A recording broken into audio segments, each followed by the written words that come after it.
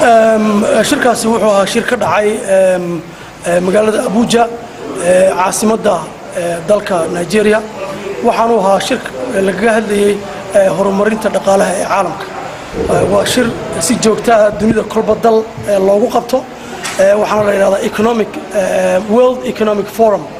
ama shirweynaha horumarinta iyo kobcinta dhaqaalaha ee adduunka sanadkanna waxa diiradda lagu saarayay qaaradda Afrika horumarka dhaqaalaha ka socda iyo challengeska iyo dhibaatooyinka iyo arrimaha hor yaala sidii wax looga qaban lahaa Afrika sida laga warqabo waa qaarad imika dhaqaalaheedu si xoog ah runtii u korayo si istaba joogana uu soo kordhay